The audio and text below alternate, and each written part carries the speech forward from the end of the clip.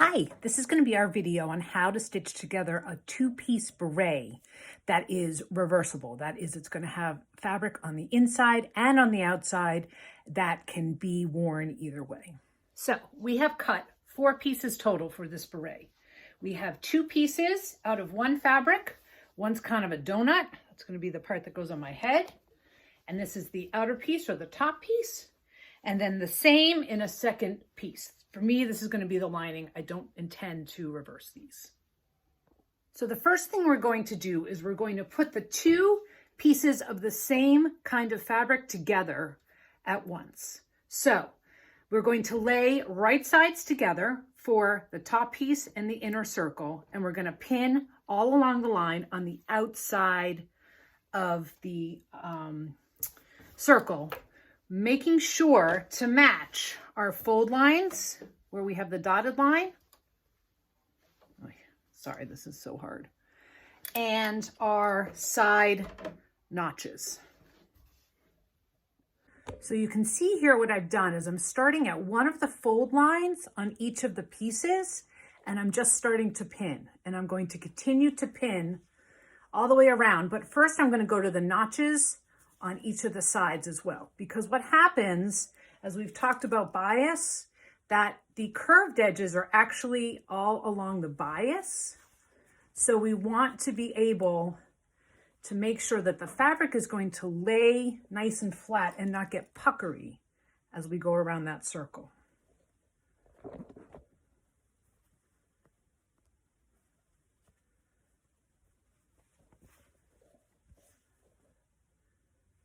Notch, notch.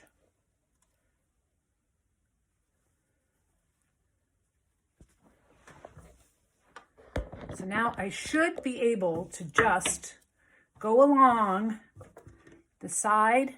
Sorry guys, I'm not a cinematographer. All along the curve here and just continue to pin all the way around.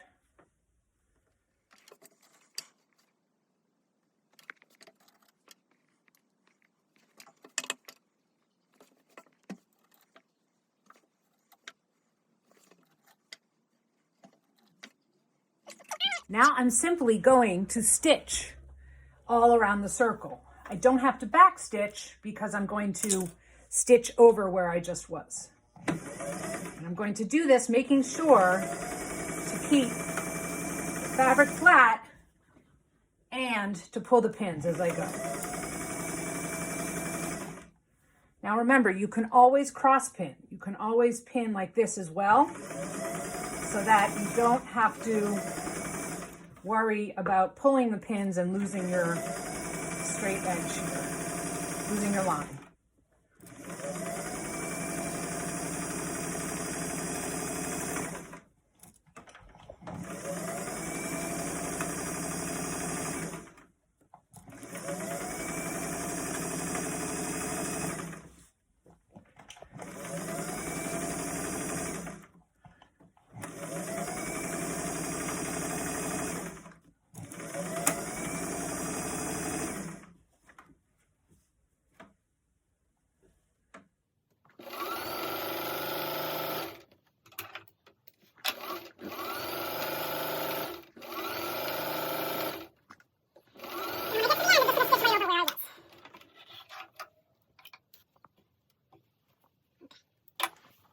Now I'm going to do the same with the lining piece.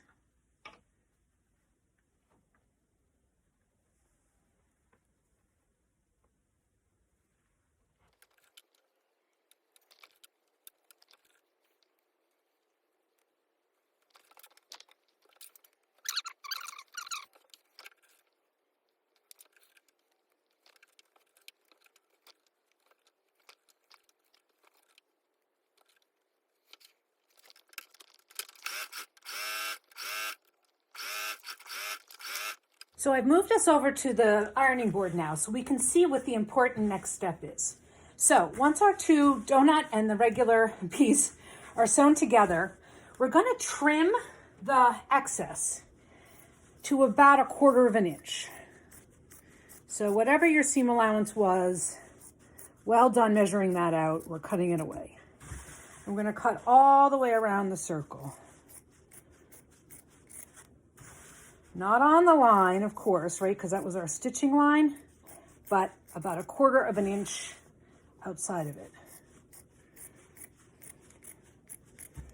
Now, if you recall, when we did the curves, we did something very important. Because if we tried to turn this now and iron it, it would get very bumpy and wonky. What we're going to do is we're going to clip the seam allowance, and we're going to clip it in little V's. It's a little tedious, but we're going to do it all the way around the circle. Remember the little V's? Okay. If you want to fold and clip, that's totally a valid way. Fold in a little, I never show this. Fold and then clip. I'm the worst cinematographer. I'm so sorry. Anyway, clip all the way around, little notches, little V's.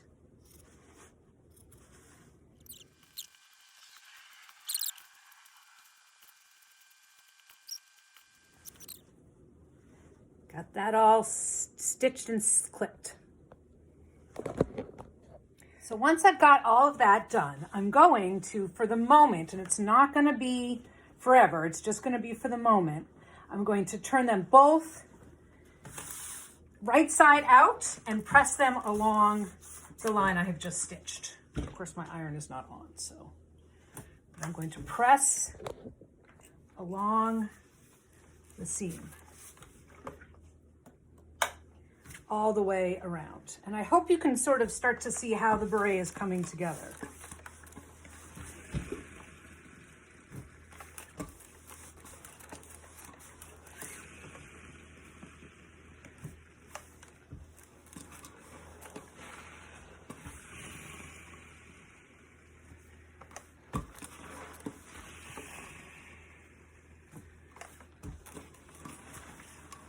So there's the lining. Pressed open, and then I'm going to press the outside piece, or the inside, inner and the outer pieces.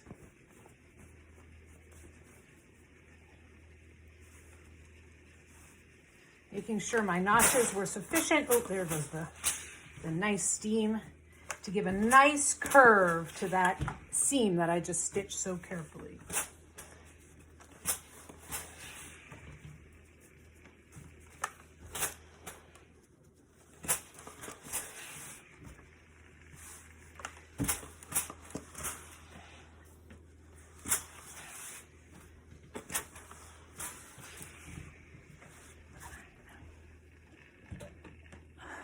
Okay, now that both my top and bottom, or inside and outside, are pressed nicely, they're trimmed, I've gotten rid of all the extra threads, we got to sandwich them together.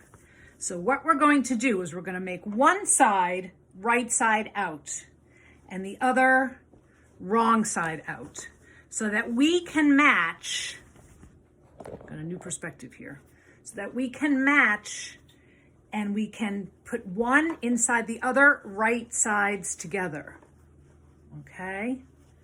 And we're going to, again, match the fold lines and the notches.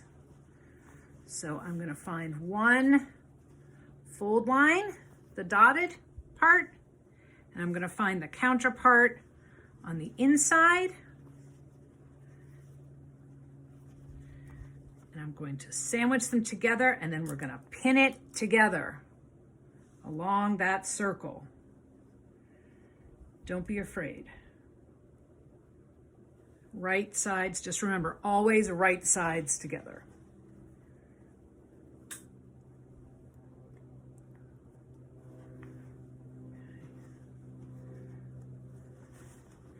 It might help to sort of nestle one inside the other, so that you can almost treat them like one thing.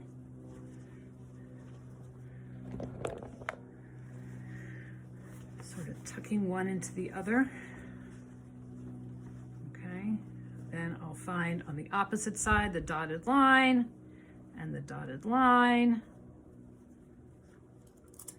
Pin them together and then pin all the way around, following the line that you drew for the inside of the crown of the hat.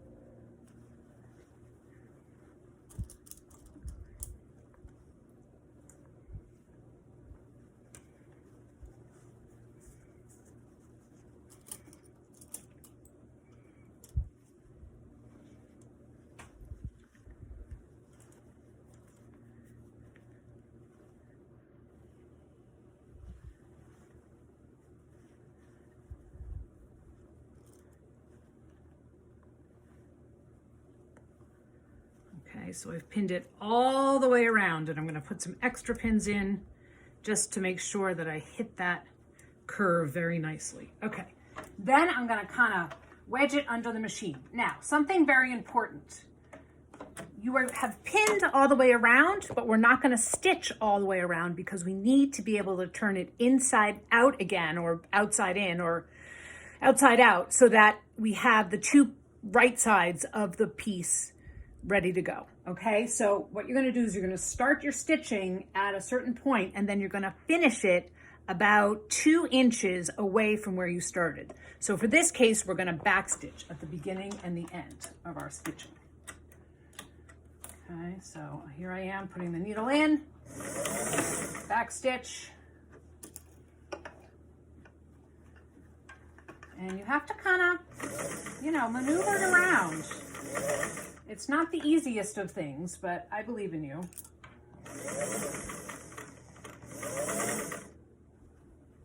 This machine keeps unthreading on me, so I'm going very slow so it doesn't do that. And you see, I'm stopping, I'm moving the rest of the hat out of the way, I'm sewing a little bit, I'm removing pins, I'm moving it away. See, it just all right, continuing, fingers crossed this works.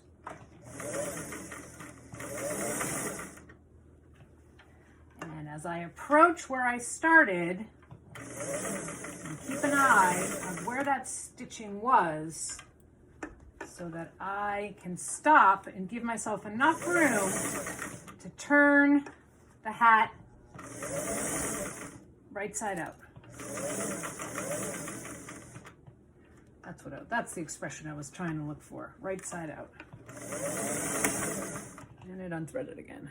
So I've completed stitching. I did discover something awful that I went off the line on in the inner piece, so I had to take some apart. Anyway, what I've done here is I've stopped stitching with about 2 inches left, maybe 2.5 inches left. Now we're going to go back to the ironing board and we're going to turn this whole thing inside out. Okay, so here we are back at the ironing board, and we are going to do the same thing, that we are going to trim the inside of this donut, the seam allowance inside, just like we did before. But because it's an inner curve, we just will clip. We're just going to clip. We don't need to cut the little V's. We're just going to clip all along, but let me trim the seam allowance first.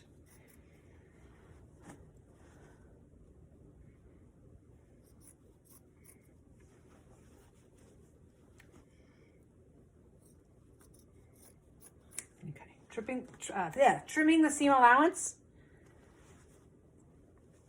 Now you want to leave a little bit extra seam allowance at that area that you left open to turn it, and you'll see why in a minute. Then we're going to clip. And this is just clip, clip, clip all along.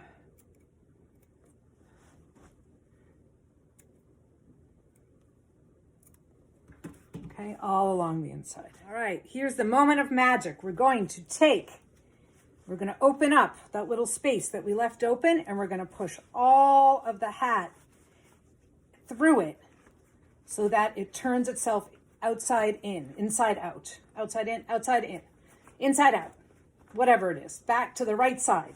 Now, this is called bagging out. You'll use this a lot if you're making pillows, if you're making a Oh, there's lots of different ways in costuming that we end up bagging things out. So you're going to see it start to come together, but we've got the two hats, excuse me, sort of not, they're sort of next to each other, attached, but they're not really a hat. So what you're going to do is put one of the layers, whichever one you want to be on the inside, to the inside. And then you're going to give yourself that seam that is the crown of it, and you're going to press right along that very, very well. Now I like to use the edge of the ironing board for this because I can really get a nice, clean access to that crown, to that seam, without the rest of the hat getting in the way.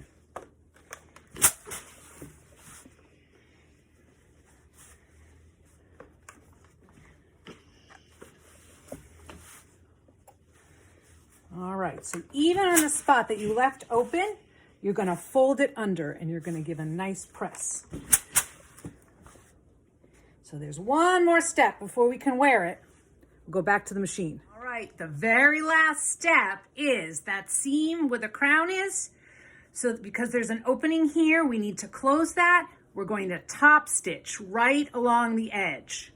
And what I'm going to do, as I pray that the machine does not clock out on me, I'm going to do it from the side that I intend to wear it, and I'm going to do it one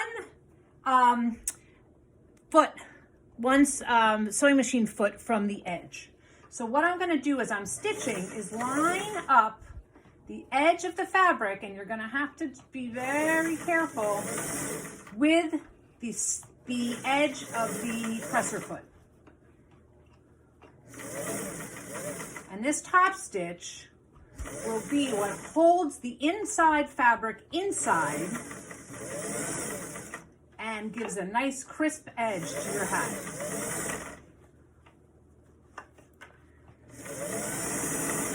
Take your time, don't try to be funny, don't try to rush.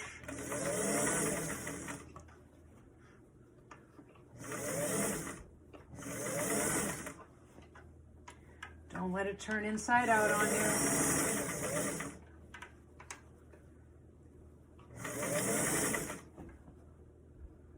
Hope the machine doesn't unthread.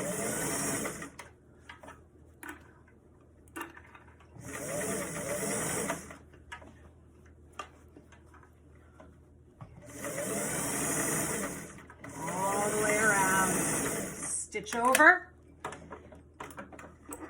Pull it out, clip your threads, and congratulations, you've made a beret. What do you think? It's actually a little big on me, so, but I think I make it work. And of course, the best part about it is it's reversible. Mais oui, bien sûr.